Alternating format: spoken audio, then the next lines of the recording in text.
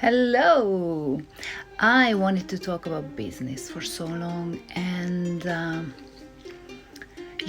what I figured out recently is that even though you go to business school, they fail to educate you on so many real things that you end up having a lot of knowledge about shares and basic business knowledge, but you don't have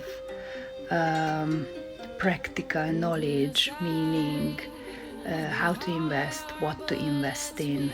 Should I buy shares? Everybody is like, okay, shares are more risky, but I can make more money. Yeah, but have you ever heard about the concept of you actually can make a lot of money buying and selling shares if you know insider information, which is practically illegal? So there's less chance if you have zero knowledge of you becoming super rich because you bought some shares. Not impossible, but you have to do your research. So today I will talk a little bit about shares, and I also want to show you something. Obviously, I will show you Robert Kiyosaki video because he's the absolute GOAT if we are talking about financial education. Let's get to it. 95% of all college graduates don't know what a financial statement is. But I say to young people like you, there's 6 basic words to financial literacy and financial education. And the 6 words again are income, expense, asset, liability. And the last 2 words are the words cash flow. And that's why the game is called cash flow. And the secret to being rich is not a college education, but can you control cash flow? 6, back to business. What Robert Kiyosaki is talking about is very important. He is really, really, really good at this.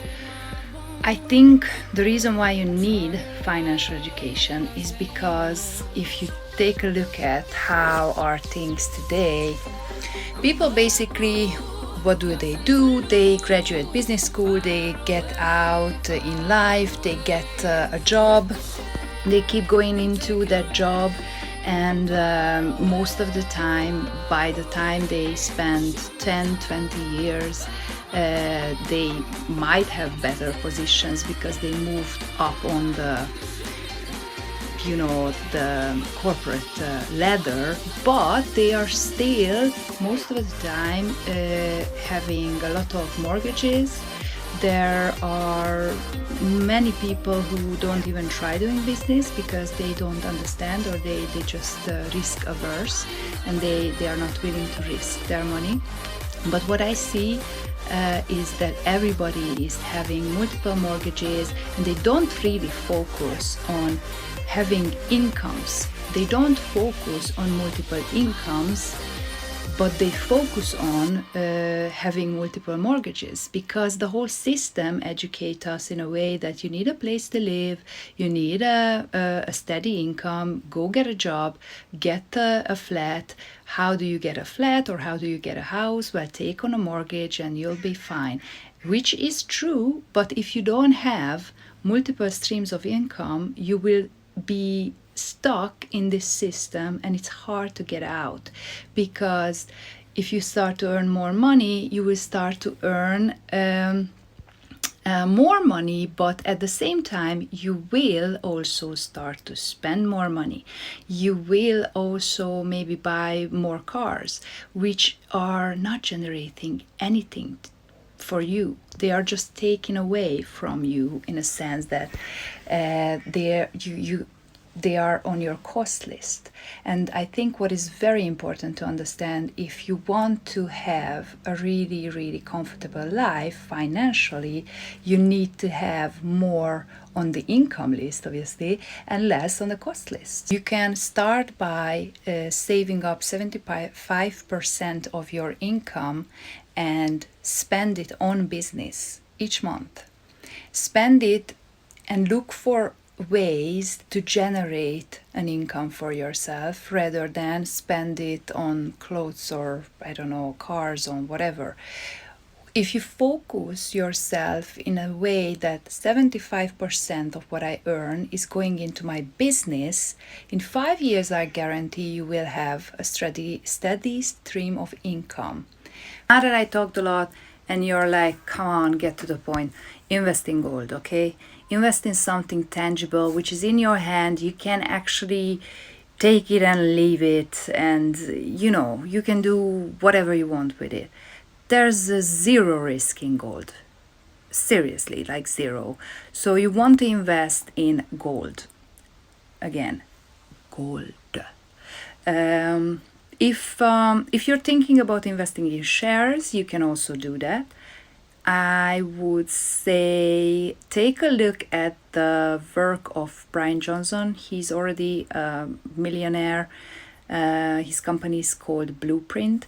He is touching on amazing stuff regarding age and political decisions and education, and a lot of systematical issues he is actually touching on, because he wants us to live up to 120 years in a healthy body, which is going to be causing a lot of drama in the pharmaceutical industry, but I'm totally here for it. And what he's doing is he's reversing his age, his biological age, and he's focusing on enough sleep, fasting, eating the healthiest food possible, taking a lot of vitamin supplements. And one thing he said was amazing, and I was like, yes, this guy is really clever. He said if we would live up to 120 years, we would not make the decisions we are making right now, because right now everybody wants to have like 60 amazing active years and then hell with it. Whereas if you would live up to 120 years, you would probably do amazing political decisions and probably would not package goods in plastic anyway. So that's interesting. Also, if you are investing in a company where the owner is already multimillionaire, they are not going to take out every penny from the company. They are not going to, sink the boat. So I think that's also very important. Always look for a financially stable company. Look for the trends. Trends are important. This new age, new kind of people, new mentality, they want new companies. They don't really want the same old, which is clearly not working. Nobody wants to take medicine anymore, especially after the COVID and the shots. So if you think about it, we are moving in the direction of something totally new. And I would suggest that you either put your money into green when it comes to shares, or something like Blueprint. I am in love with it.